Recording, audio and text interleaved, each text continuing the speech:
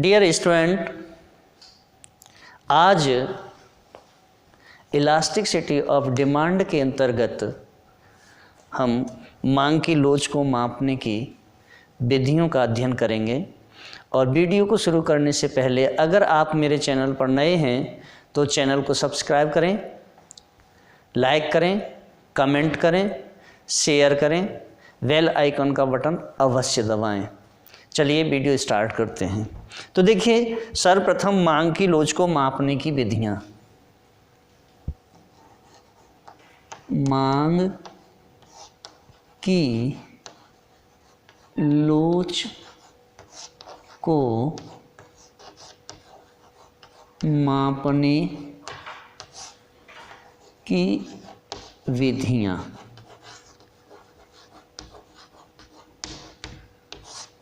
देखिए, यानी methods of measuring elasticity of demand. Methods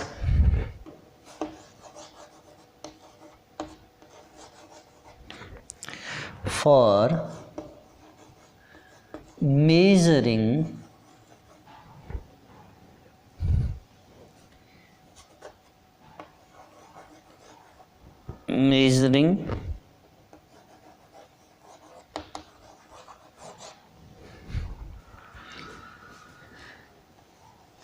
elasticity of demand. अब देखिए, सबसे पहले हमें समझना है कि मांग की लोच को मापने की विधियां क्या हैं। तो देखिए, मांग की लोच को मापने के लिए अलग अलग अर्थशास्त्रियों ने भिन्न भिन्न विधियों की खोज की है। प्रोफेसर फ्लस्क ने मांग की लोच को मापने के लिए प्रतिशत विधि का सहारा लिया है तथा प्रोफेसर बोल्डिंग ने प्रतिशत पद्धति को अपनाया है। श्रीमती जॉन रॉबिन्स ने आनुपातिक पद्धति का सहारा लिया है तथा प्रोफेसर मार्शल ने कुल व्यय के आधार पर ही मांग की लोच को मापने का प्रयास किया है। मांग की लोच को मापने की प्रमुख विधियां 4 हैं और सबसे पहली जो विधि आती है नंबर 1, वह है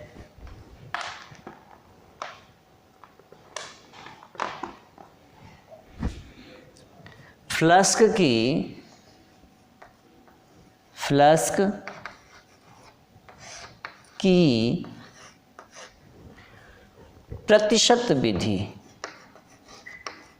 प्रतिशत विधि। नंबर 2, मार्शल की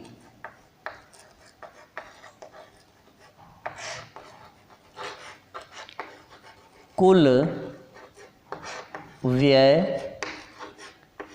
विधि। नंबर 3 आता है मांग की बिंदु लोच। मांग की बिंदु लोच विधि।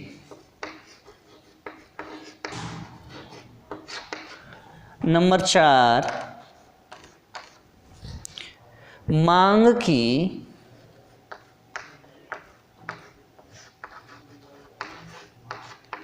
चाप लोच विधि। अब देखिए, हम एक एक विधि का अध्ययन करेंगे। तो सबसे पहले हम फ्लस्क की प्रतिशत विधि का अध्ययन करते हैं। तो देखिए, फ्लस्क की प्रतिशत विधि यानी फ्लक्स परसेंटेज मेथड्स, और सबसे पहले हम इसे समझते हैं कि फ्लक्स की प्रतिशत विधि है क्या।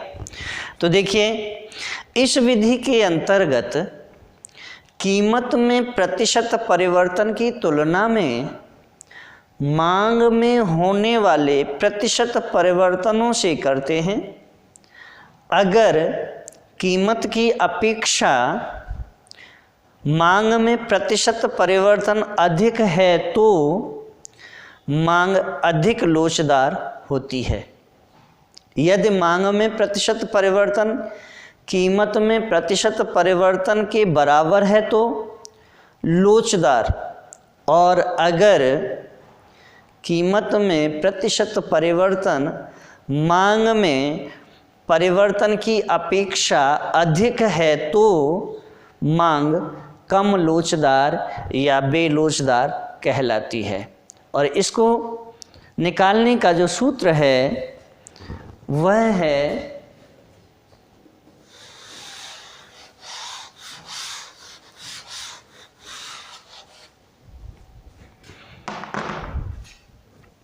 मांग की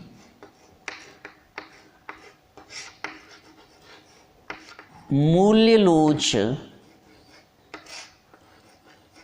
मांग की मूल्य लोच बराबर या मांग की लोच बराबर, मूल्य लोच या लोच बराबर, तो देखिए मांग की लोच बराबर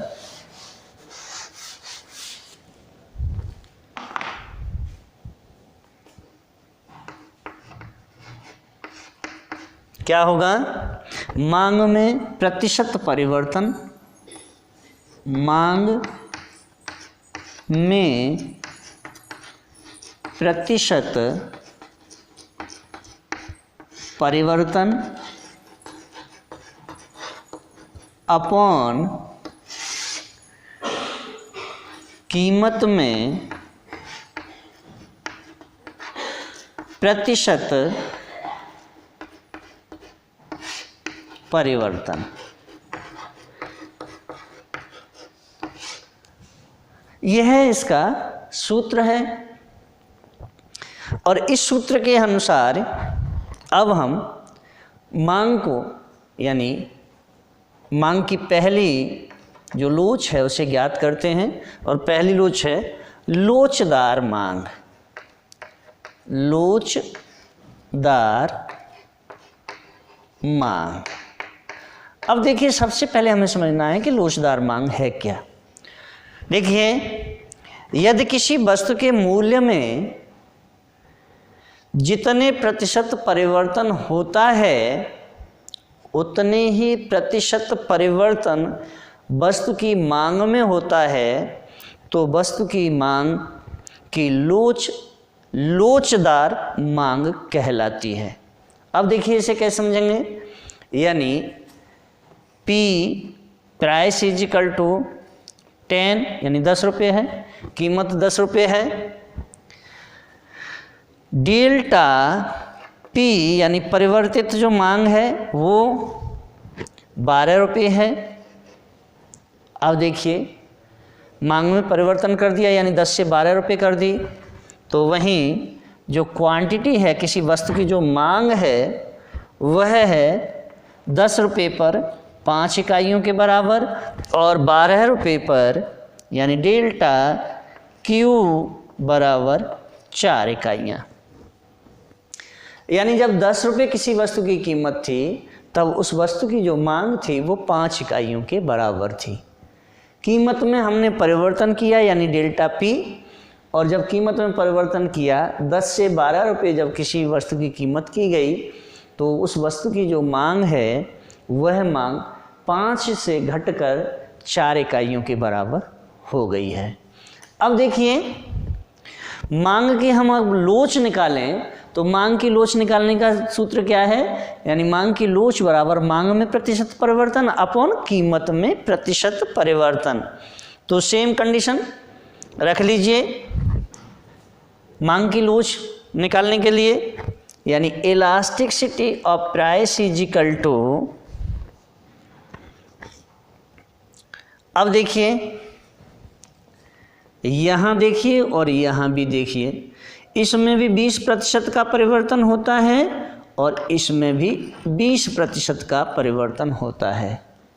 और जब दोनों में ही 20% का परिवर्तन है तो यहाँ देखेंगे elasticity of price is equal to 20% upon 20% is equal to 1, यानी 1 के बराबर आती है। और जब किसी वस्तु की यानी elasticity of price is equal to 1 हो तो मांग कैसी होती है? लोचदार मांग होती है। अब देखिए दूसरी, अत्यधिक लोचदार मांग। अब हम अत्यधिक लोचदार मांग को निकालते हैं।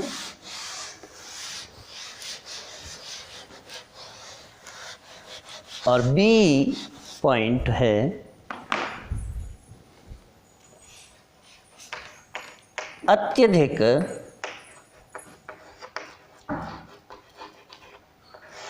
लोचदार मांग। अब देखिए सबसे पहले हमें समझना है कि अत्यधिक लोचदार मांग है क्या। देखिए यदि किसी वस्तु की मांग में अत्यधिक लोचदार मांग यानी यदि किसी वस्तु की मांग में प्रतिशत परिवर्तन उसके मूल्य में होने वाले प्रतिशत परिवर्तन की तुलना में अधिक है तो उस वस्तु की मांग की लोच इकाई से अधिक कही जाएगी। यानी इकाई से अधिक क्या होगी? Elasticity of price is equal to क्या होगा? ग्रेटर देन 1, इकाई से अधिक होगी, यह निकालना है। तो देखिए कैसे निकालेंगे। अब इसके लिए भी हम वही सूत्र के अनुसार निकाल लेते हैं। तो देखिए अगर किसी वस्तु की कीमत P इज इक्वल टू यानी प्रारंभिक कीमत 10 रुपये है और उसकी कीमत में अगर परिवर्तन आ जाए यानी डेल्टा P निकाल हो, डेल्टा P में 9 रुपये के बराबर मांग कीमत गिर जाए तो उस वस्तु की जो मांग है यानी क्वांटिटी इज इक्वल टू, जब 10 रुपये किसी वस्तु की कीमत थी तब उस वस्तु की जो मांग है वह मांग है 5 इकाइयों के बराबर। कीमत में परिवर्तन हुआ 10 रुपये से 9 रुपये पर जब किसी वस्तु की कीमत आई तो उस वस्तु की जो मांग है यानी delta Q is equal to 4 इकाइयों के बराबर है। सेम कंडीशन पहले भी आपने निकाला। तो देखिए अब कैसे निकालेंगे। मांग की लोच का मैंने सूत्र लिख ही दिया है, यानी मांग की लोच बराबर मांग में प्रतिशत परिवर्तन अपॉन कीमत में प्रतिशत परिवर्तन। तो यहाँ भी निकाल लीजिए, ये कितना होगा?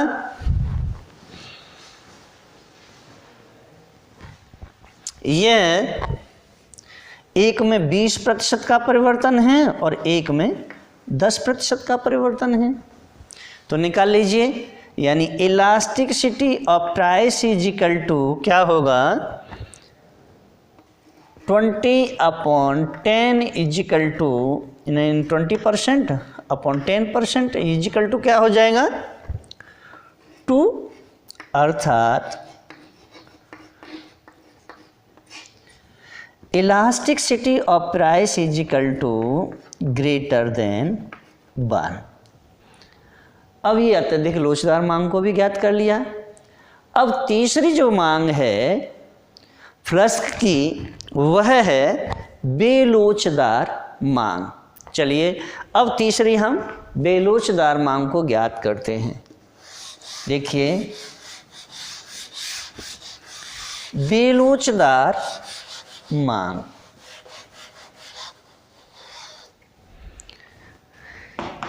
यानी सी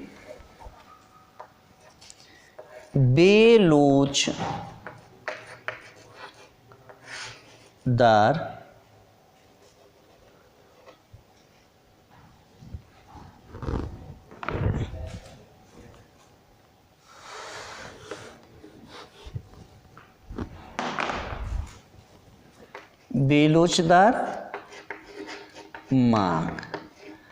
अब हमें सर्वप्रथम ये समझना है कि बेलोचदार मांग है क्या चीज़।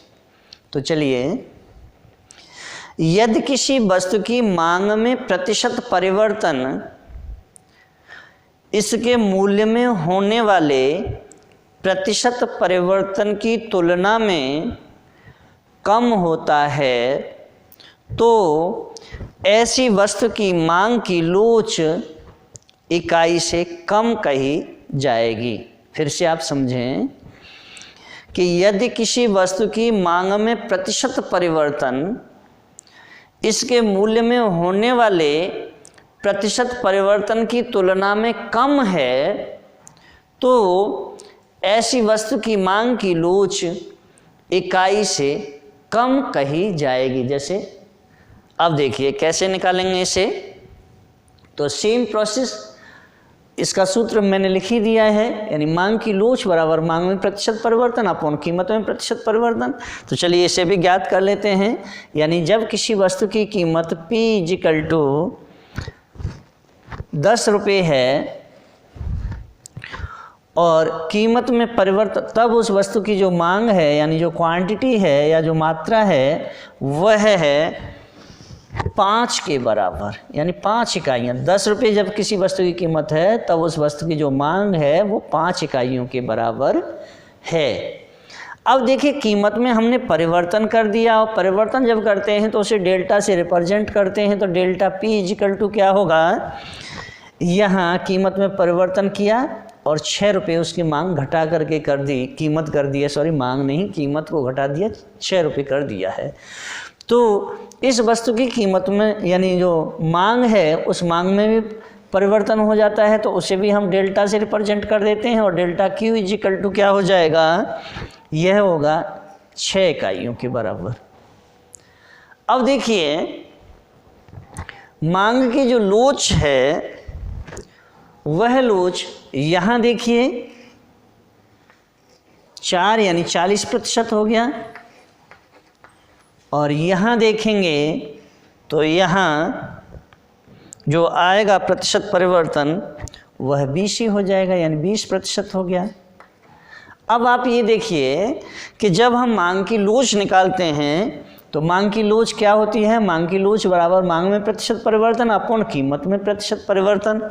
तो इसे निकाल लीजिए, यानी इलास्टिसिटी ऑफ प्राइस = 20 यानी 20/40। अब देखिए 20/40 बराबर 1/2, यानी = 2 का अगर हम 1 में भाग देंगे तो 0.5 बार जाएगा। तो अर्थात क्या होगा, अर्थात elasticity of price = less than 1 होगा, क्योंकि यह इकाई से कम है, यानी 1 से कम है इसकी वैल्यू, इसलिए इसे हम लेस देन से रिप्रेजेंट करते हैं। और यह जो मांग है वह बेलोचदार मांग है, बेलोचदार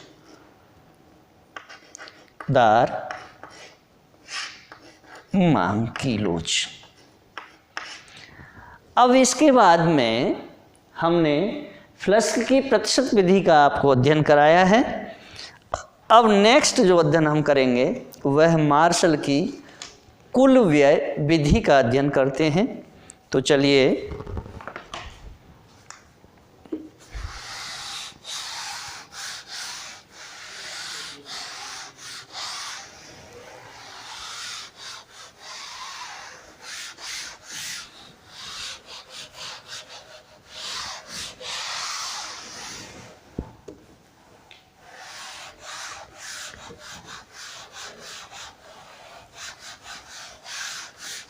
अब हमें अध्ययन करना है मार्शल की कौन सी है, कुल व्यय विधि।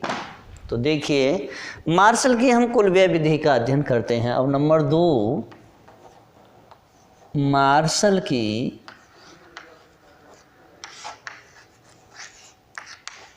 कुल व्यय विधि, यानी अब हम मार्शल के कुल व्यय विधि का अध्ययन, तो सबसे पहले हम ये समझते हैं कि मार्शल की जो कुल व्यय विधि है वह क्या है। देखिए, किसी वस्तु की मूल्य लोच तथा उस पर किए गए कुल व्यय में, फिर से समझें, किसी वस्तु की मूल्य लोच तथा उस पर किए गए कुल व्यय में घनिष्ठ संबंध है, परंतु वस्तु की कीमत में परिवर्तन के फलस्वरूप उस पर किए गए कुल व्यय में परिवर्तन से हम उस वस्तु की मूल्य लोच का पता लगा सकते हैं। परंतु स्मरण रहे कि कुल व्यय विधि से हम केवल यह ज्ञात कर सकते हैं कि क्या मूल्य लोच इकाई के बराबर या इकाई से अधिक अथवा इकाई से कम है। तो देखिए, मांग की लोच के बराबर हम सबसे पहले यानी इकाई के बराबर यानी इसको निकालते हैं। तो ए मैंने माना यानी मांग की लोच इकाई के बराबर, मांग की लोच इकाई के बराबर। अब हमें यह ज्ञात करना है कि मांग की लोच इकाई के बराबर है या नहीं है। तो देखिए, जब किसी वस्तु की कीमत के बदलने पर मांग मात्रा में इतना परिवर्तन होता है कि उस पर कुल व्यय समान रहता है, तो मूल्य लोच इकाई के बराबर होगी।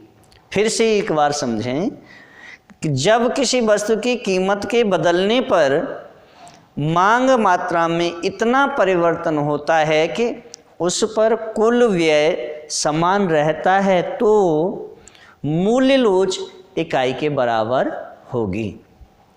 कारण यह है कि कीमत में परिवर्तन होने पर कुल व्यय तभी समान रह सकता है यदि मांग मात्रा में प्रतिशत परिवर्तन इक्वल टू क्या होगा, मांग मात्रा में प्रतिशत परिवर्तन यानी प्रतिशत परिवर्तन यानी डेल्टा, और किस में, मांग मात्रा में तो क्यू, प्रतिशत परिवर्तन किस में, मांग मात्रा में, तो ये निकल के आया। अब आगे कीमत के प्रतिशत परिवर्तन, अब कीमत का प्रतिशत परिवर्तन निकालेंगे तो क्या होगा, कीमत का प्रतिशत परिवर्तन यानी P, ये निकल गया। तो कीमत के प्रतिशत परिवर्तन के बराबर हो यानी ये दोनों चीज़ें elasticity of price is equal to 1 हो, तो मांग की लोच इकाई के बराबर होगी। देखिए, अब वापस दूसरे नंबर पे हम ज्ञात करते हैं, सेकंड यानी बी, मांग की लोच इकाई से अधिक, मांग की लोच इकाई से अधिक। चलिए इसको भी ज्ञात करते हैं। तो सर्वप्रथम हमें क्या करना है कि मांग की जो लोच है वो इकाई से अधिक है या नहीं है, सबसे पहले हमें इसका अध्ययन करना है। देखिए, जब किसी वस्तु की कीमत के घटने पर उसकी मांग मात्रा इतनी बढ़ जाती है कि उस पर किए गए कुल व्यय में वृद्धि होती है, तो मांग की मूल्य लोच इकाई से अधिक होगी, क्योंकि कीमत के घटने पर कुल व्यय तभी बढ़ता है जब मांग मात्रा में प्रतिशत वृद्धि कीमत में प्रतिशत कमी की तुलना में अधिक हो। अर्थात elasticity of price is equal to कैसी हो, ग्रेटर देन 1 हो, तब ये मांग की लोच इकाई से अधिक होगी। अब तीसरा यानी सी बिंदु, और यह है मांग की लोच इकाई से कम। मांग की लोच इकाई से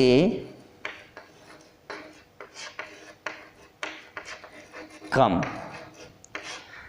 अब हमें समझना है कि मांग की लोच इकाई से कम कैसे हो सकती है।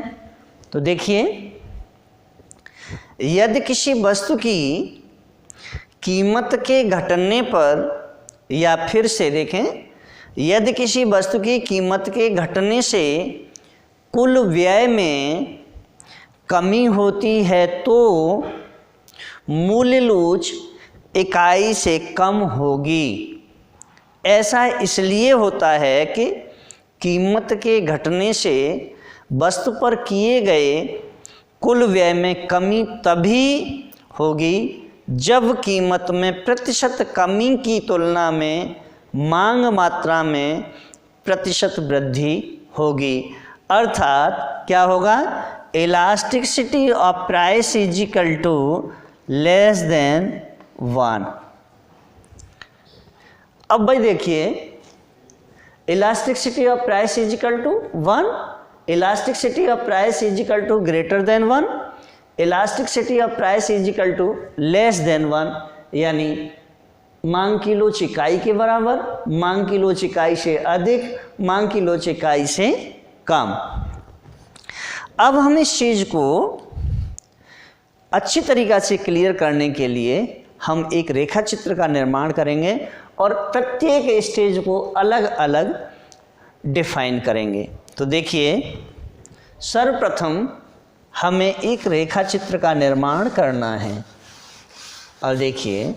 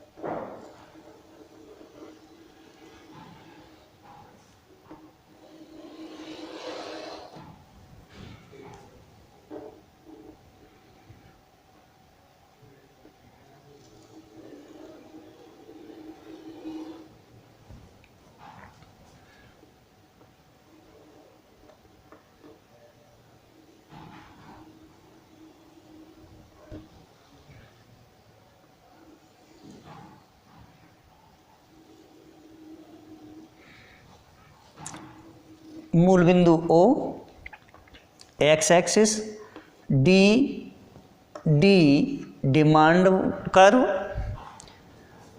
आर डैश,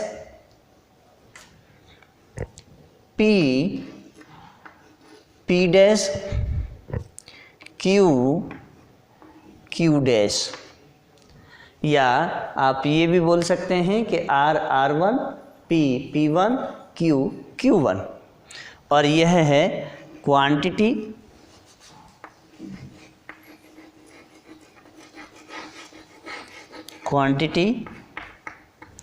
और इधर है प्राइस। एक तरफ कीमत और एक तरफ मांग। अब देखिए, हमें एक एक चीज़ को क्लियर करना है। देखिए, मूल्य लोच तथा कुल व्यय में परिवर्तन को समझने के लिए रेखा चित्र का निर्माण किया। और इस रेखा चित्र में आप समझें कि रेखा चित्र में किसी वस्तु का मांग वक्र कौन सा है? D D. मांग वक्र क्या है? D D. जब वस्तु की कीमत, अब देखिए वस्तु की कीमत ओ पी, जब किसी वस्तु की कीमत ओ पी है तब उस वस्तु की जो मांग है वह ओ क्यू के बराबर है। उपभोक्ता द्वारा उसकी ओ क्यू मांग मात्रा मांगी जाती है। चूंकि वस्तु पर किया गया कुल व्यय उसकी कीमत तथा खरीदी जाने वाली मात्रा के गुणा के बराबर होता है, तो या गुणा के बराबर होता है, इसलिए क्या होगा? वस्तु पर किया गया कुल व्यय, यानी वस्तु पर किया गया कुल व्यय, अब कुल व्यय क्या होगा? कुल व्यय बराबर क्या होगा? कुल व्यय बराबर होगा ओ पी, यानी ओ पी और इनटू ओ क्यू। तो कुल व्यय कितना किया गया? O P O Q.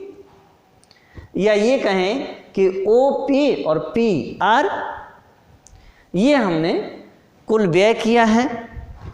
लेकिन यहाँ अब इजिकल टू क्या हो जाएगा? O Q R P. अब देखिए O Q R P, O Q R P, ये क्षेत्रफल बन जाएगा का क्षेत्रफल। अब देखिए आगे, कल्पना कीजिए कि वस्तु की कीमत ओपी से गिरकर, वस्तु की कीमत ओपी से गिरकर OP1 हो जाती है। और जब किसी वस्तु की कीमत गिरती है तो उसकी मांग में वृद्धि हो जाती है, ये मांग का नियम है। तो देखिए, कल्पना कीजिए कि वस्तु की कीमत OP से गिरकर OP डैश या OP1 हो जाती है, तो मांग की मात्रा बढ़कर OQ से OQ1 हो जाती है। इसलिए नई कीमत, अब देखिए नई कीमत क्या होगी? नई कीमत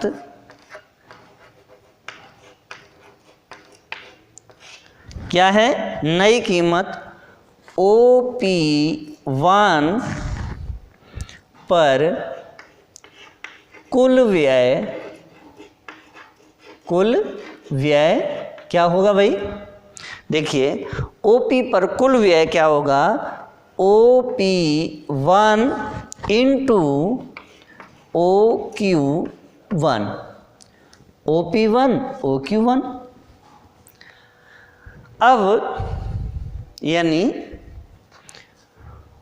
is equal to OQ1 R1 P1, OQ1 R1 P1, यह हो जाएगा क्षेत्रफल। तो अब देखिए, अब कीमत के बदलने पर कुल व्यय बढ़ेगा अथवा घटेगा, यह मांग की मूल्य लोच पर निर्भर करता है। कुल व्यय का मांग की मूल्य लोच से घनिष्ठ संबंध है। चूंकि इस संबंध का आर्थिक सिद्धांत में बड़ा महत्व है, हम इसे अब 3 प्रकार से समझ सकते हैं। तो सबसे पहले नंबर 1 देखिए, नंबर 1,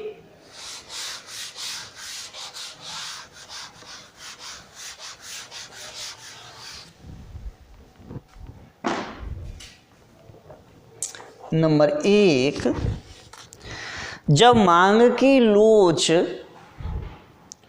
इकाई के बराबर होती है, मांग की लोच इकाई के बराबर होती है, यानी elasticity of price is equal to 1, तो क्या होता है, तो कुल व्यय कीमत घटने अथवा बढ़ने पर भी स्थिर तथा समान रहता है। कीमत बढ़ने पर भी या घटने पर भी कुल व्यय समान रहता है।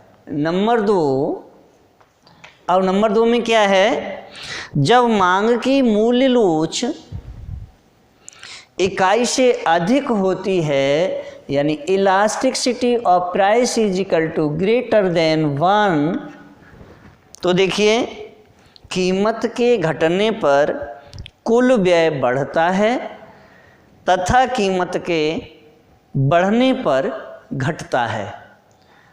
अब तीसरा बिंदु, नेक्स्ट तीसरा बिंदु, और तीसरा बिंदु क्या कहता है कि जब मांग की लोच इकाई से कम होती है, मांग की लोच इकाई से कम यानी elasticity of price is equal to less than 1 होती है, तो कुल व्यय कीमत के घटने पर घटता है तथा कीमत के बढ़ने पर बढ़ता है। उपर्युक्त तीनों ही सूत्रों को क्रमशः प्रमाणित भी करते हैं। तो चलिए अब मैं इन तीनों ही सूत्रों को प्रमाणित करता हूँ। देखिए कैसे प्रमाणित करेंगे, देखिए अब हमें इसके लिए एक टेबल का निर्माण करना पड़ेगा। चलिए तो सबसे पहले हम एक टेबल का निर्माण करते हैं।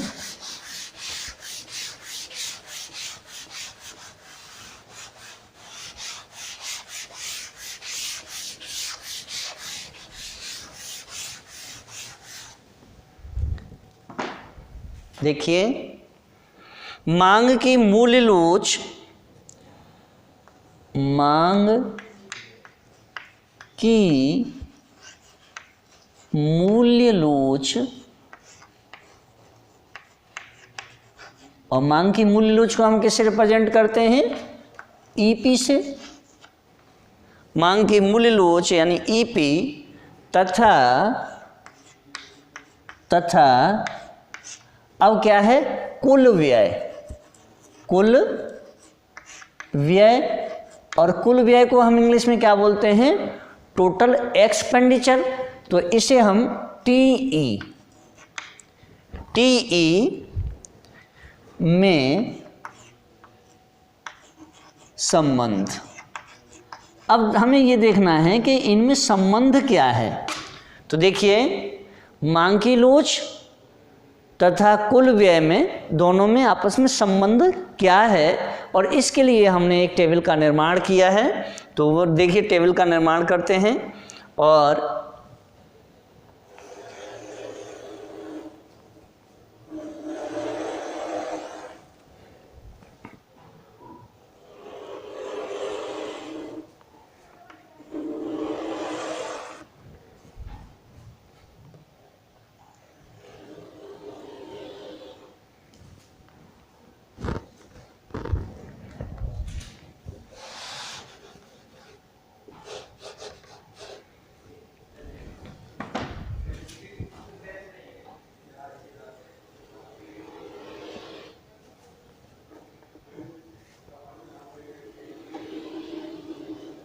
देखिए नंबर 1,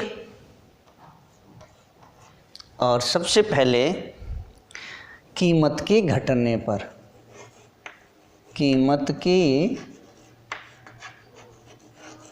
घटने पर, और यहाँ क्या है, कीमत के बढ़ने पर, कीमत के बढ़ने पर। देखिए अब हमें क्या निकालना है, मांग की लोच को निकालना है कि अगर कीमत के घटने पर मांग की लोच से एक्सपेंडिचर, टोटल एक्सपेंडिचर पर क्या फ़र्क पड़ता है, और कीमत के बढ़ने से टोटल एक्सपेंडिचर पर क्या फ़र्क पड़ता है। तो देखिए सर्वप्रथम नंबर 1, मूल्य लोच इकाई से अधिक। कैसी, मूल्य लोच कैसी है? इकाई से अधिक, और जब मूल्य लोच इकाई से अधिक होती है तो हम किससे रिप्रेजेंट करते हैं? यानी elasticity of price is equal to क्या होता है? ग्रेटर देन 1 से, यही रिप्रेजेंट करते हैं ना। तो देखिए अब यहाँ क्या है कि कीमत के घटने पर टोटल एक्सपेंडिचर में क्या फ़र्क पड़ेगा। तो देखिए कुल व्यय यानी कुल व्यय जिसे हम टीई कुल व्यय क्या होगा? बढ़ता है। कीमत के घटने पर क्या होता है? बढ़ता है। और कीमत के बढ़ने पर क्या होता है? कुल व्यय यानी TE total expenditure is equal to क्या हो जाता है? इसमें घटता है। अब देखिए स्वाभाविक सी बात है कि मूल्य की लोच जब इकाई से अधिक होती है यानी elasticity of price is equal to greater than 1 होती है, तब कीमत के घटने पर कुल व्यय बढ़ता है और कीमत के बढ़ने पर कुल व्यय घटता है। अब देखिए नंबर 2, और नंबर 2 में मूल्य लोच इकाई से कम कैसी हो? यानी मूल्य लोच इकाई से कम, तो हम किससे रिप्रेजेंट करते हैं? यानी elasticity of price is equal to less than 1। जब इकाई से कम होती है तो लेस देन 1 से रिप्रेजेंट करते हैं। अब देखिए यहाँ कीमत के घटने पर कुल व्यय में क्या फ़र्क पड़ेगा? तो कुल व्यय यानी टी में क्या होगा? घटेगा। कीमत के घटने पर घटता है। और यहाँ देखें कुल व्यय यानी टीई यहाँ क्या होगा? बढ़ता है। एक तरफ घटता है और दूसरी तरफ बढ़ता है। अब यहाँ देखें नेक्स्ट तीसरा, मूल्य लोच इकाई के बराबर, और जब इकाई के बराबर होती है तो हम किससे रिप्रेजेंट करते हैं? यानी elasticity of price is equal to 1 से रिप्रेजेंट करते हैं। तो मूल्य लोच इकाई के जब बराबर होती है उस समय कीमत के घटने पर टोटल एक्सपेंडिचर में क्या आता है? तो कुल व्यय यानी टीई में क्या असर आएगा? स्थिर रहता है। कैसा? स्थिर यानी कांस्टेंट हो जाता है, स्थिर रहता है। और यहाँ कीमत के बढ़ने पर कुल व्यय टीई यहाँ क्या हो जाता है? यहाँ भी स्थिर रहता है, स्थिर रहता है। तो देखिए मांग की मूल्य लोच तथा कुल व्यय में जो संबंध है, मांग की मूल्य लोच अगर इकाई से अधिक है तो कीमत के घटने पर कुल व्यय बढ़ जाता है और कीमत के बढ़ने पर कुल व्यय घट जाता है। दूसरा देखें, मूल्य की लोच जब इकाई से कम होती है यानी elasticity of price is equal to less than 1 होती है तो कीमत के घटने पर कुल व्यय यानी टोटल एक्सपेंडिचर घटता है और कीमत के बढ़ने पर कुल व्यय यानी टोटल एक्सपेंडिचर बढ़ता है।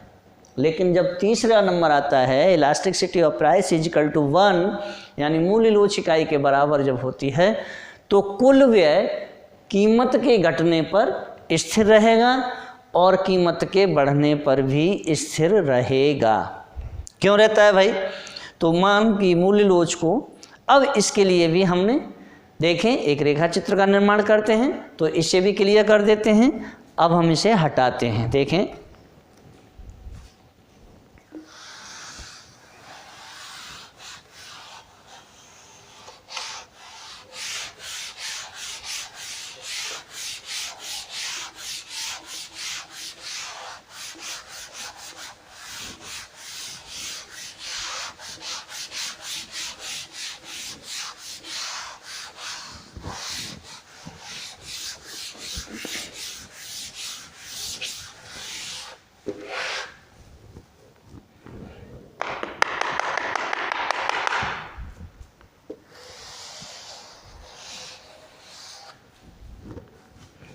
देखिए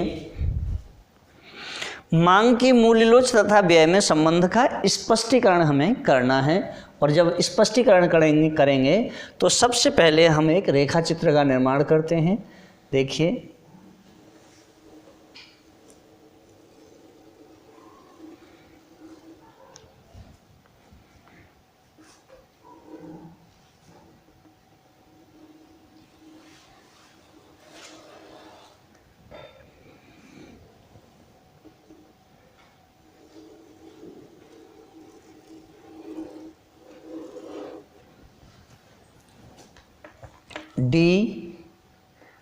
डी डिमांड कर, और इसे देखें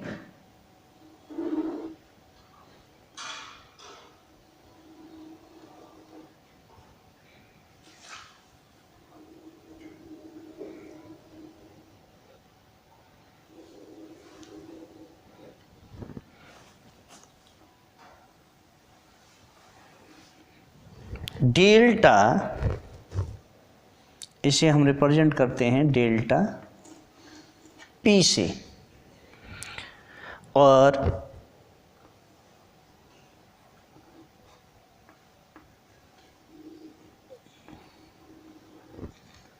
डेल्टा क्यू, यह है Q1 मूल बिंदु O, X axis Y P1 और R T और ये L। अब देखिए थोड़ा सा अलग दिखाने के लिए मुझे दूसरा यहाँ वो करना पड़ेगा। अब देखिए कीमत में कमी करनी हो तो क्या कमी आएगी, तो यहाँ minus delta P Q, minus delta P और क्यू की कमी होगी। यहाँ क्या होगा, प्लस डेल्टा क्यू पी। अब देखिए चलिए मैं इसे थोड़ा सा अलग कलर से दिखा देता हूँ, आपकी समझ में आ जाएगा एक एक चीज़।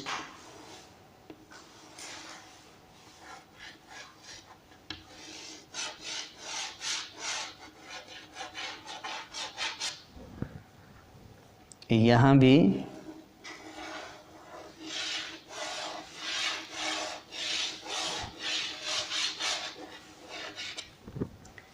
अब देखिए यहाँ एक चीज़ क्लियर करते हैं कि जो हमने रेखा चित्र का निर्माण किया है, इस पर एक्स एक्सिस पर हमेशा क्वांटिटी को दर्शाते हैं, क्वांटिटी, और वाई एक्सिस पर हमेशा प्राइस, PRICE, प्राइस। अब देखिए रेखा चित्र से कल्पना करनी है पहले हमें, और हम एक कल्पना करते हैं कि वस्तु की कीमत OP से घटकर OP1 हो जाती है, OP से घटकर OP1 हो जाती है, और परिणाम स्वरूप वस्तु की जो मांग है वह OQ से बढ़कर OQ1 हो जाती है। स्पष्ट हो गया? चूंकि कुल व्यय कीमत और मांग मात्रा के गुणा के समान होता है, इसलिए कीमत ओपी पर वस्तु पर किया गया कुल व्यय क्या होगा? कुल व्यय होगा OPRQ,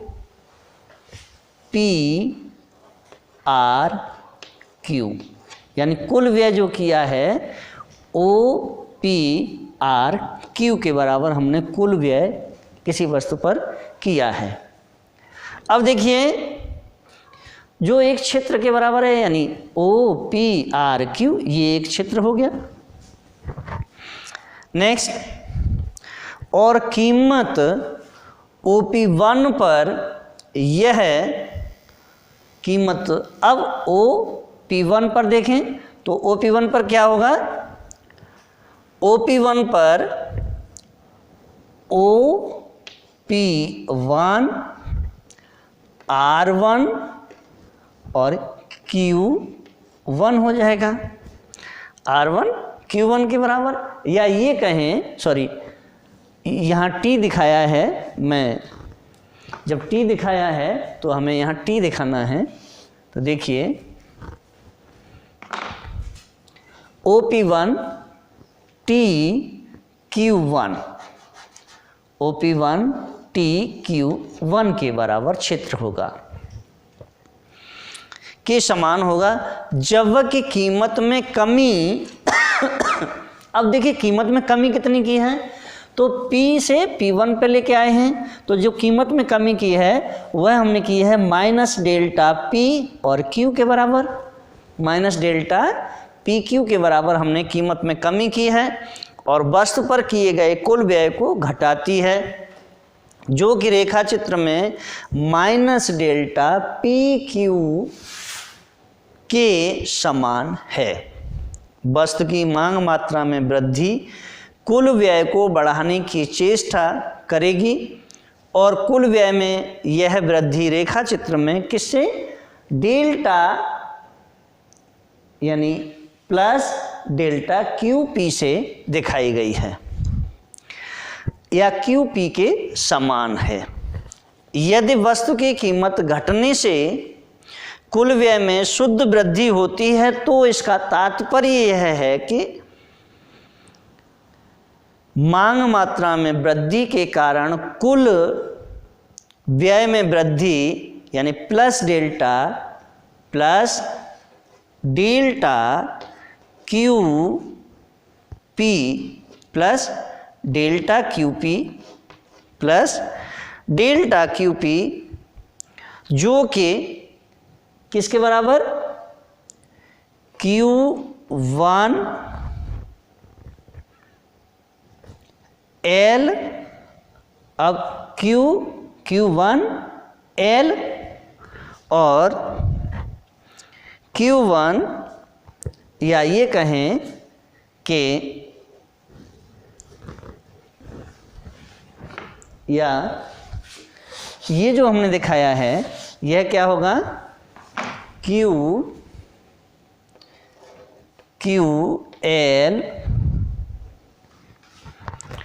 T और Q1 के बराबर, QL T Q1 यानी इतना क्षेत्र के बराबर या के क्षेत्र से के बराबर कीमत में कमी के कारण कुल व्यय में जो कमी है वह minus delta PQ minus delta PQ, और ये किसके बराबर होगा? PR L P1 के बराबर, PRL P1 के बराबर। अब ये वाला क्षेत्र है PRL P1 के बराबर, क्षेत्र के समान है से, अतः जब कीमत OP से कम होकर OP1 हो जाने से कुल व्यय में वृद्धि होती है तो क्या होगा? अब देखिए जब OP से OP1 में वृद्धि हो जाती है तब क्या होता है, यह भी देखें। तो देखिए तब delta Q into P greater than delta P into Q. अर्थात क्या होगा देखें, अर्थात delta Q upon delta P into P upon Q greater than 1। हमने पहले पढ़ा था, क्या पढ़ा है कि delta Q upon delta P into क्या हो जाता है, पी अपॉन क्यू।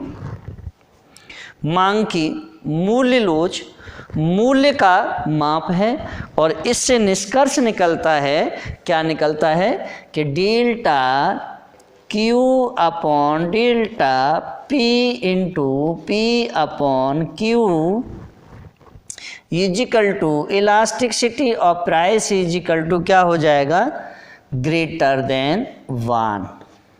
ये होगा।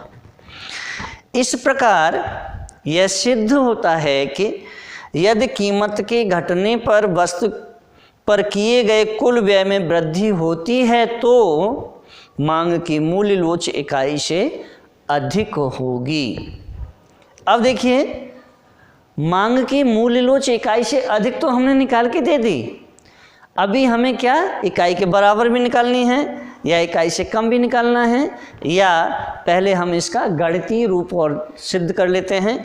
तो मूल्य लोच तथा कुल व्यय में संबंध को और अधिक स्पष्ट करने के लिए या स्पष्ट करने के लिए अधिक शुद्ध तरीके से हम गणितीय रूप में सिद्ध करते हैं। तो देखिए, अब हम इसे गणितीय रूप में भी सिद्ध करते हैं। देखिए कैसे करना है। माना कि किसी वस्तु की कीमत, माना कि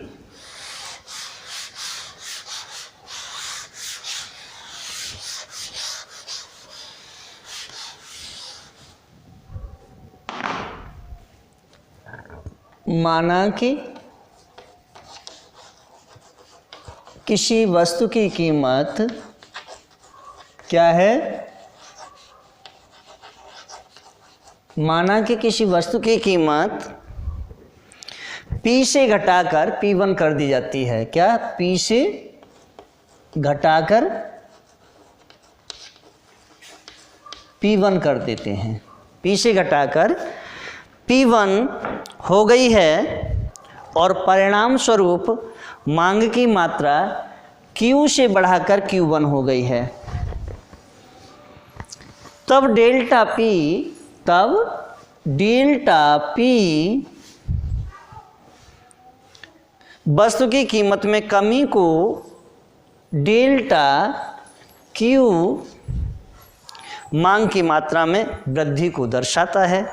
अतः अब क्या होगा, अतः देखिए, अतः कीमत में कमी से पूर्व, यानी कीमत में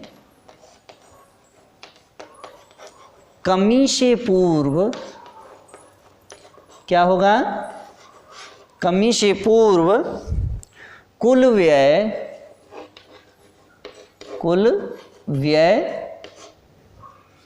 बराबर पी क्यू है। कुल व्यय क्या है, P Q, P into Q है। अब देखिए, कीमत में कमी के पश्चात, यानी कीमत में कमी के पश्चात, कीमत में कमी के पश्चात कुल व्यय बराबर क्या होगा। देखिए, कुल व्यय निकालना है तो इधर देखें, P minus delta P, P minus delta P, P से P माइनस यानी P से P1 को घटा दें तो P डेल्टा P को ही तो निकालना है, डेल्टा P और Q प्लस डेल्टा Q। अब यहाँ देखें कुल व्यय में परिवर्तन, कुल व्यय में परिवर्तन। अब कुल व्यय में परिवर्तन क्या हुआ है तो देखिए कुल व्यय में परिवर्तन बराबर क्या होगा,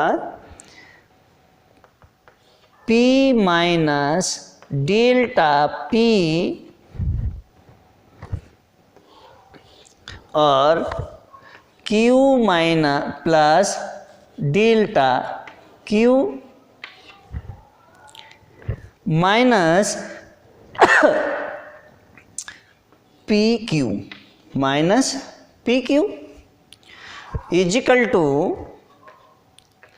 क्या आएगा, PQ plus delta Q P, delta QP minus delta PQ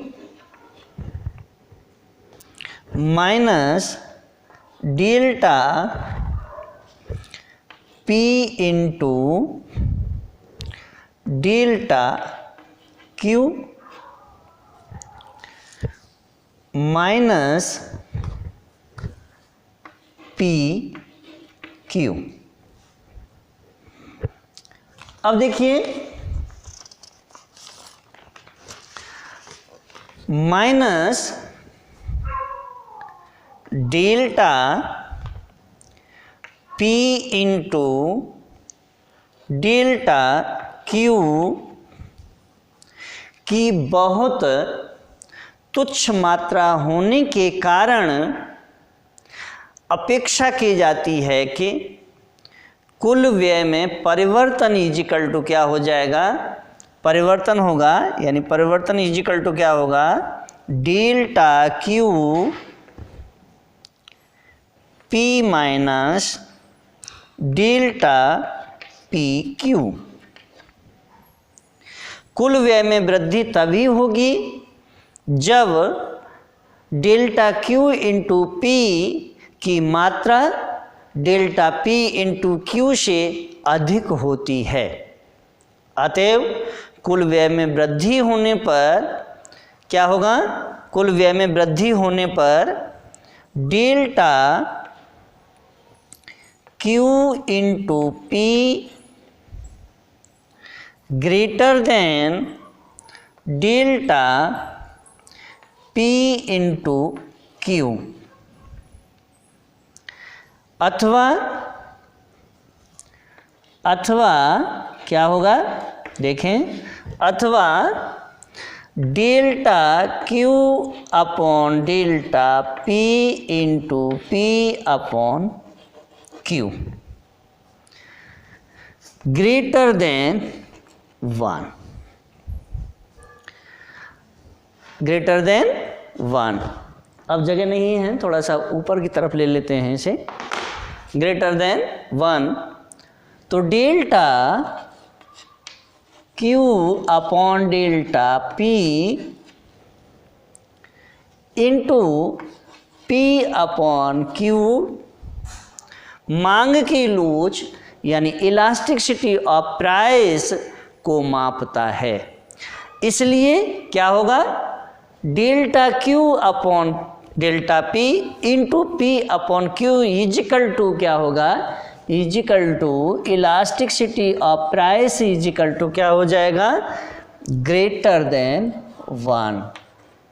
यह होगा यदि कीमत के घटने पर वस्तु पर किए व्यय में वृद्धि होती है तो मांग की मूल्य लोच इकाई से अधिक होती है। अब देखिए, अब यहाँ एक चीज़ और रह गई है, कीमत में कमी होने पर वस्तु पर किए गए व्यय में गिरावट की स्थिति में मूल्य लोच निकालनी है। तो देखिए इसे भी निकाल लेते हैं। चलिए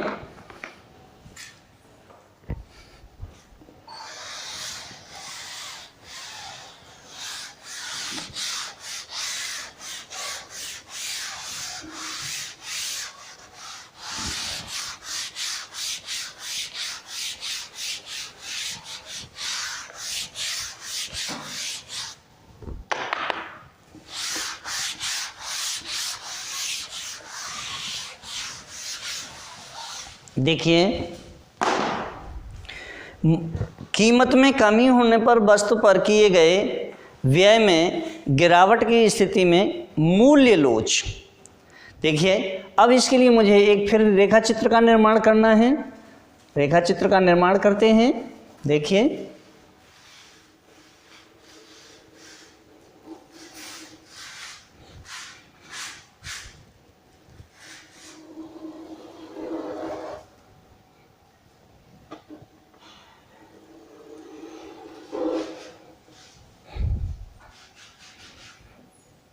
डी और डी, और यहाँ देखें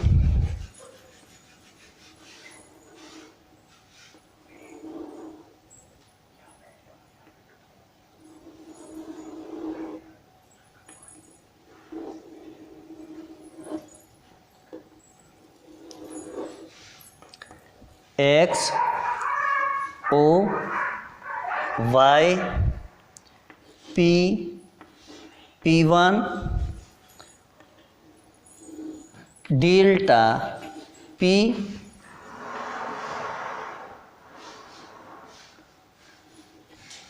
डेल्टा Q Q Q1 और प्लस क्या निकालना है, डेल्टा Q P और यहाँ minus delta P Q, delta P Q.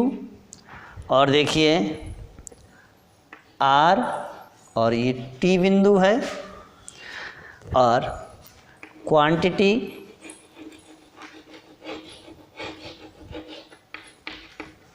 ये है प्राइस, PRICE प्राइस। अब देखिए कीमत में कमी होने पर वस्तु पर किए गए व्यय में गिरावट की स्थिति में मूल्य लोच कैसे ज्ञात करते हैं। तो जब वस्तु की कीमत घटने पर वस्तु पर किए गए कुल व्यय में गिरावट होती है तो क्या होता है, डेल्टा क्यू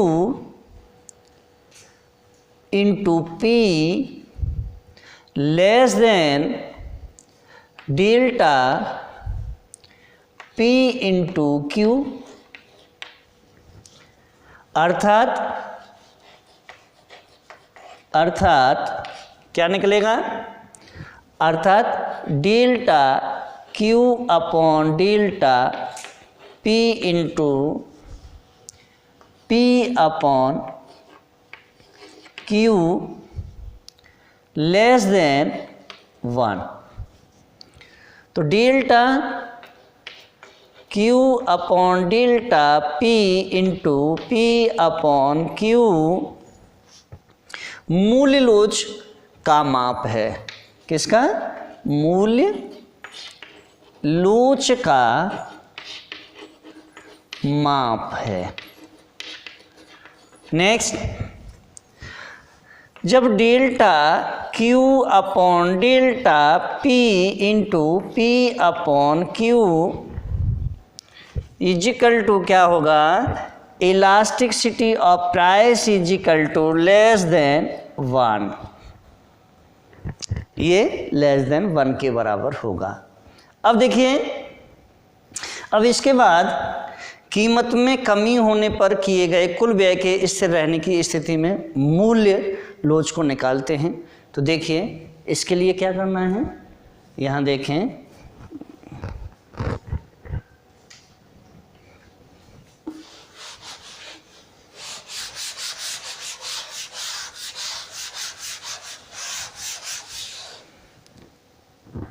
देखिए जो रेखा चित्र है, इसी रेखा चित्र से मैं समझा देता हूँ आपको।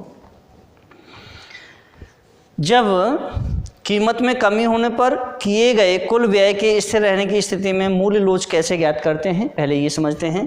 तो जब वस्तु की कीमत ओपी से यानी ओपी से घटकर OP1 हो जाने पर उस पर किया गया कुल व्यय स्थिर रहता है, क्योंकि मांग मात्रा के बढ़ाने के कारण कुल व्यय में वृद्धि क्या है, वृद्धि प्लस डेल्टा QP है, प्लस डेल्टा QP।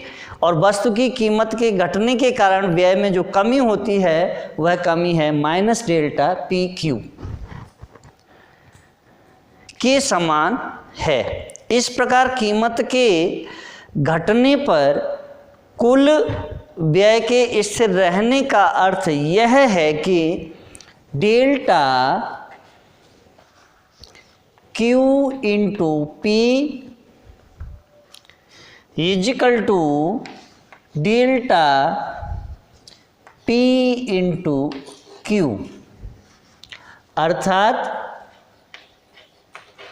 अर्थात क्या होगा, delta Q upon delta P into P upon Q is equal to 1। अतः elasticity of price is equal to क्या होगा, delta Q upon delta P into P upon Q is equal to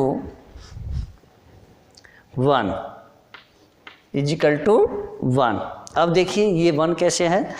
तो मूल्य लोच और कुल व्यय में संबंध से यह पता चलता है कि यदि कोई विक्रेता अपनी वस्तु की कीमत कम करता है तो उस पर किए गए कुल व्यय में वृद्धि अर्थात उसकी आय में बढ़ोतरी तभी होगी जबकि उसके पदार्थ की मांग लोच इलास्टिसिटी ऑफ प्राइस यानी मांग लोच elasticity of price is equal to less than 1 हो। तो उसके वस्तु की कीमत पदार्थ की मांग लोच elasticity of price is equal to greater than 1 हो, ग्रेटर देन 1।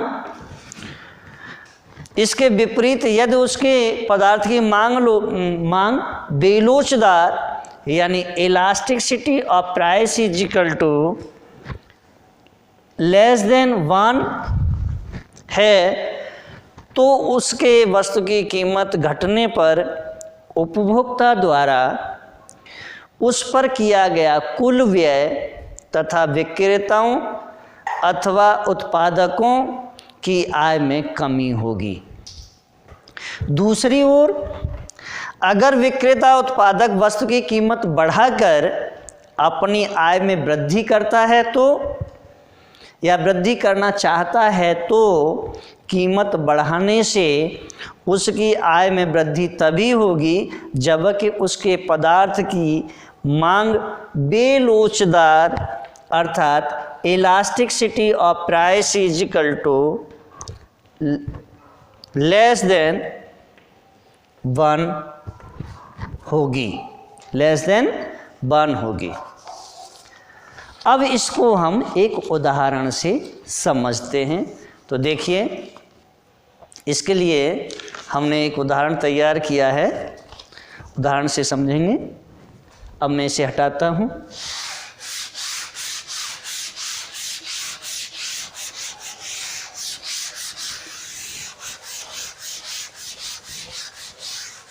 देखिए कैसे,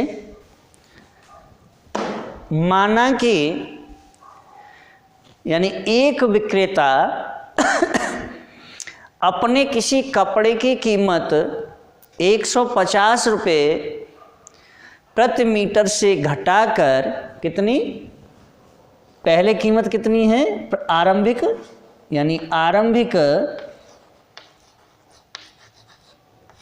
कीमत इजिकल टू कितनी है 150 रुपये, घटाकर यानी परिवर्तन, और जब परिवर्तन कर देगा तो परिवर्तित कीमत को निकाल लेते हैं, यानी नई जो कीमत होगी वो क्या होगी, नई कीमत है, घटा करके क्या कर देता है, नई कीमत कितनी घटा देता है 142 रुपये 50 पैसे कर देता है। अब देखिए इसने क्या कहा, एक विक्रेता अपने किसी कपड़े की कीमत 150 रुपये प्रति मीटर के से घटाकर 142 रुपये 50 पैसे प्रति मीटर करना चाहता है। उसकी वर्तमान बिक्री कितनी है, वर्तमान बिक्री यानी क्वांटिटी कितनी 2000 मीटर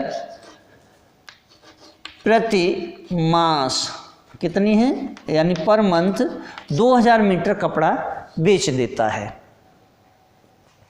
यदि उसके कपड़े की मूल्य लोच, अब कपड़े की मूल्य लोच बराबर कितनी आ रही है, मूल्य लोच -0.7 है,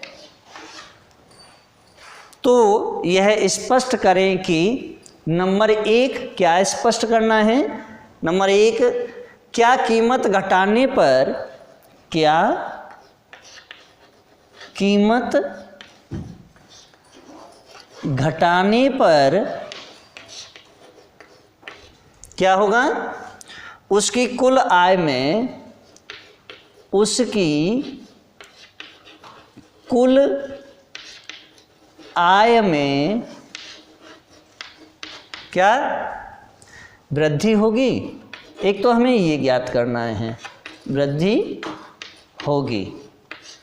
दूसरा सेकंड हमें क्या ज्ञात करना है, कम कीमत पर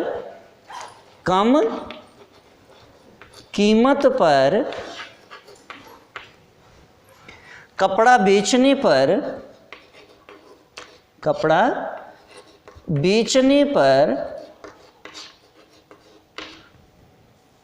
उसकी कुल आय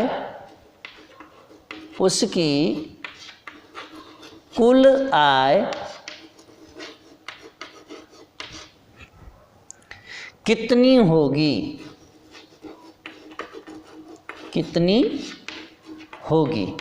इसने दो बातें पूछी हैं हमसे कि पहली में क्या कीमत घटाने पर उसकी कुल आय में वृद्धि होगी, और दूसरी कम कीमत पर कपड़ा बेचने पर उसकी कुल आय में कितनी कमी होगी या वृद्धि होगी।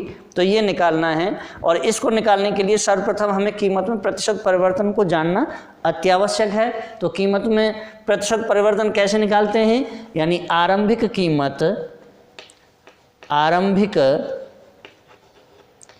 कीमत बराबर कितनी है 150 रुपये। ओके, नई कीमत कितनी है, नई कीमत बराबर कितनी है 142 रुपये 50 पैसे।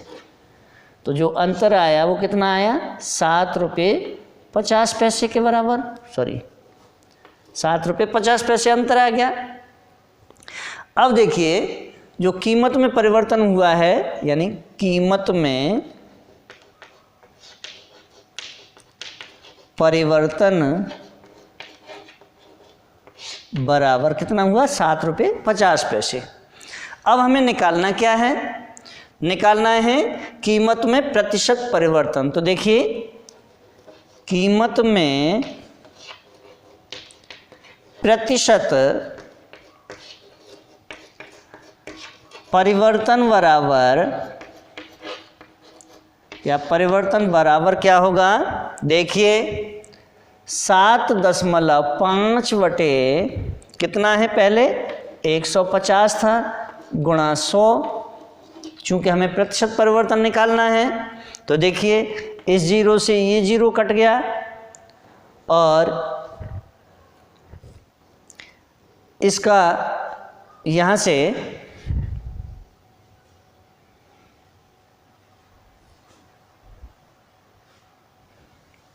मल्टीप्लाई, ये हटा दें पॉइंट, मतलब दशमलव हटा देंगे तो ये हो जाएगा सीधे सीधे 75/15, यानी 75/15 बराबर 5।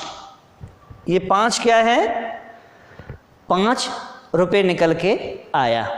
अब देखिए मूल्य लोच के सूत्रानुसार अब हमें क्या करना है, मूल्य लोच के ये प्रतिशत क्या है, कीमत, प्रतिशत कीमत आ गई है ये। अब देखिए मूल्य लोच के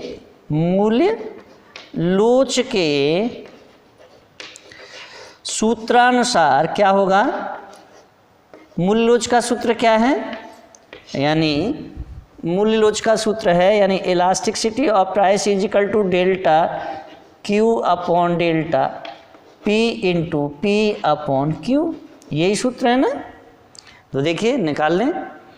अब मूल्य लोच का निरपेक्ष मूल्य, यहाँ देखें मूल्य लोच का निरपेक्ष मूल्य, और निरपेक्ष मूल्य क्या है, निरपेक्ष मूल्य इज इक्वल टू 0.7 जो मैंने वहाँ निकाला है। अब देखिए तो प्रतिशत क्या होगा, प्रतिशत delta P is equal to 5। अब हमें अतः है, थोड़ा सा मैं इसे हटाऊंगा भाई,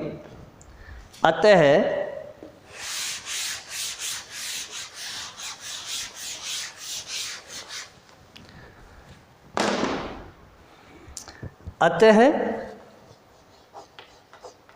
निकालिए इजिकल टू 0.7 बराबर प्रतिशत क्या है, डेल्टा Q अपॉन P, 5 रुपये आ गई। अब हमें क्या करना है, देखिए तो हमें ये इधर ले लें, इजिकल टू डेल्टा यानी प्रतिशत डेल्टा Q इजिकल टू 0.7 गुणा 5 बराबर 35 यानी 3.5।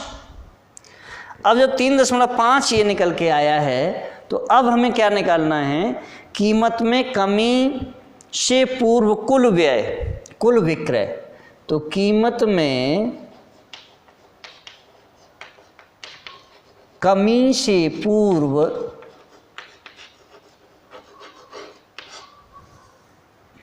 कुल विक्रय कितना हुआ, कुल विक्रय यानी जो कपड़ा बेचा है उसने वह कितना है, यानी Q इजिकल टू 2000 मीटर। और इस प्रकार कपड़े की जो कीमत है तो विक्रय में कीमत घटाने पर, अब देखिए विक्रय में कीमत घटाने पर क्या हुआ, कीमत घटाने पर वृद्धि कितनी हुई, तो देखिए वृद्धि बराबर 2000 गुणा 3.5/100। इस जीरो से ये जीरो और इससे ये जीरो, और इसका सीधे सीधे मल्टीप्लाई कर दें तो आ गया 70 मीटर। अब देखिए 70 मीटर ये निकल के आ गया है। इसके बाद में अब हमें निकालना क्या है, तो देखिए ये भी निकाल लेते हैं।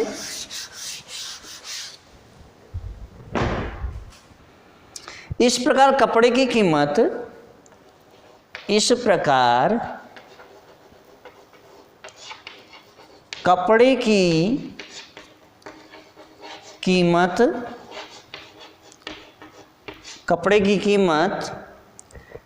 कितनी है?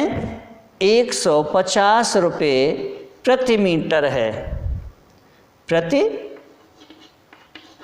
मीटर 150 रुपये प्रति मीटर से घटाकर कितनी की है? घटाकर की 142 रुपये 50 पैसे प्रति मीटर। कर देने पर उसकी कुल बिक्री कितनी होगी? तो देखिए, कुल बिक्री 2000 मीटर, कुल बिक्री 2000 मीटर से बढ़कर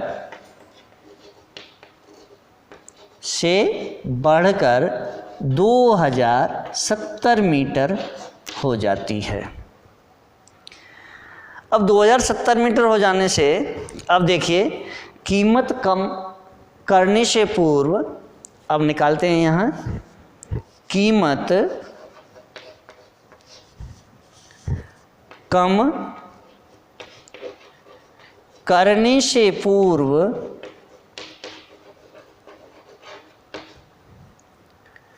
कुल व्यय या कुल आय कितनी हो रही थी? कुल आय बराबर 2000 गुणा 150 बराबर 3 लाख। 3 लाख रुपये। कीमत कम करने से पूर्व इतनी हो रही थी, अब कीमत कम करने के पश्चात कीमत कम करने के पश्चात निकालें कुल आय। कुल आय बराबर कितना है? 2070 गुणा 142 रुपये 50 पैसे बराबर, इसका मल्टीप्लाई किया तो 2,94,975 रुपये। अब देखिए, अतः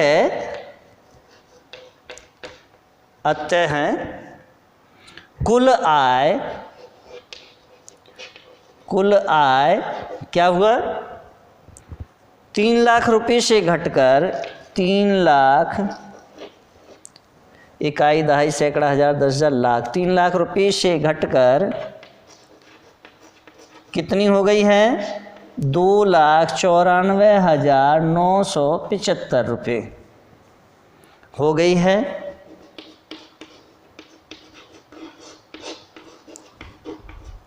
ऐसी ही आशा की जा सकती है कि क्योंकि मूल्य लोच का निरपेक्ष मूल्य क्या है? इकाई से कम है, और इकाई से कम मूल्य लोच यानी मूल्य लोच का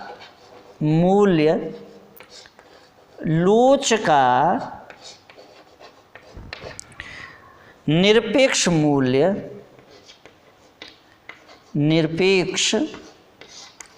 मूल्य बराबर क्या है? इकाई से कम, और इकाई से कम कितना है? देखिए 0.7 है। अतः क्या होगा? यानी elasticity of price is equal to less than 1 के बराबर, और यही हमें सिद्ध करना था। अब आगे कल जो अगला वीडियो है उसमें मैं आपको मांग की बिंदु लोच विधि का अध्ययन कराऊंगा, फिर चाप विधि का अध्ययन कराऊंगा, और यह जो मैंने आपके समक्ष वीडियो बनाया है, इस वीडियो में BA first year, MA previous के जो भी इकोनॉमिक्स के छात्र छात्राएं हैं वह सब अध्ययन करें। मैंने एमए के लिए भी और बीए फर्स्ट ईयर के लिए भी इलास्टिसिटी ऑफ डिमांड के लिए वीडियो तैयार किया है। अगर आप मेरे चैनल पर नए हैं तो चैनल को सब्सक्राइब करें, लाइक करें, कमेंट करें, बेल आइकन का बटन अवश्य दबाएं और शेयर भी करें। धन्यवाद।